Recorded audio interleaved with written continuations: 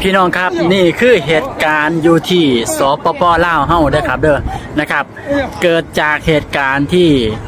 พ่อนี่นะครับมีลูกหลายคนนะครับพี่น้องครับแล้วที่นี่เฮ็ดหน้านะครับพี่น้องครับนะครับได้เข่าประมาณ40 กระสอบครับพี่น้องครับแล้วที่นี่บรรยากาศดีเลยสิแบ่งกันพี่น้องครับสิแบ่งกันแล้วที่นี่มันแบ่งกันบ่ลงโตครับพี่น้องครับแล้วลูกชายก็เลยแย่งกันนะครับพี่น้องจากันเรื่องเขานี่สิแบ่งกัน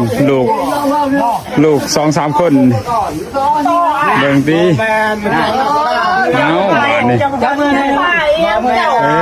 านนี่เอาอันนี้มันคุกผมว่าไงฮะว่าเสร็จไปเนาะได้ทุกอย่างเปิดมือจังมาว่าความเรื่องเขานี่ทุกคนเลยเขา40 สอบจักสิแบ่งกันจะได้ชาติการทางเลยเอาขอกับประเทศหน้าพันนี้มันสิแบ่งกันจะได้ได้บ่เนี่ยมันสิไปถามลูกชายเพิ่นเด้อ